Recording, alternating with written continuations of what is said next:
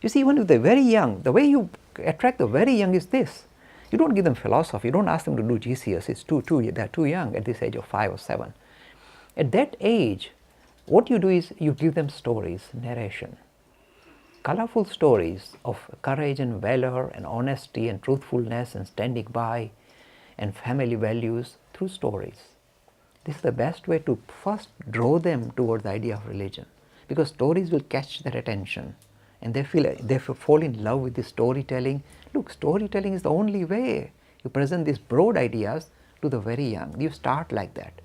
But the moment they become inquisitive, when they are 7, 8 and they start asking you questions, then you don't mess about. You give them honest answers. Suppose you don't know the answer. Many parents don't know the answers because when you ask them, why do you tinkle bell or why do you carry, they say, we don't know, we've been doing it, all our forefathers did it and we are doing it, we don't know why.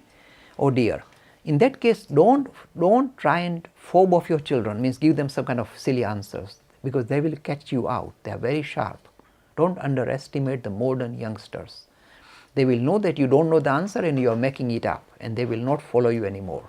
If you don't know the answers, find somebody who knows the answers and say, look, I don't know the answer. Don't be honest. I've just been doing it. In fact, let me find out myself too. Let the parents be open like that, saying, I don't know. Let's find somebody who knows the answers.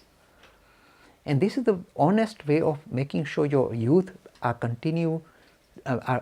engaged in your religious activity. Present these ideas in this open manner. So when they are very young, just pure storytelling. Let them smile, laugh, fly off with Hanuman happily. When they become a little more inquisitive, start answering their questions, especially to do with rituals, festivals, pilgrimages, temples, worship in the house, all the religious ceremonials. You might do certain ceremonials. If you don't explain to them exactly what is involved, they are going to say, we are not interested. But if you explain to them, not only are they going to participate, they will become interested in the whole idea. So let them become interested. Encourage them to pry and ask you. And if necessary, if you don't know, put your hands up and say, I don't know. Look, I teach Hinduism at a dozen universities at postgraduate level. And sometimes they ask me a question, I say, I don't know. Be honest. Don't give a waffle because I don't hide it. I say, I don't know. This one is a tricky one. So one person said, Mr. Lakhani, why do you have 108 beads when you do the mala? 108. I said, I have been struggling with it all my life. I've checked so many scriptures, I've not found one answer that satisfies me. That's honest truth. It's best to be honest like this, and they say, oh yes, he has thought about it himself, and always be like that.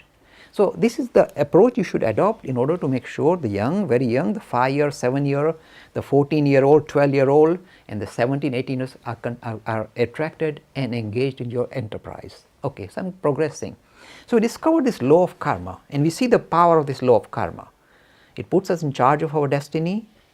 It makes us very responsible for everything we do, even small things we do. It makes us very responsible because we realize things are connected.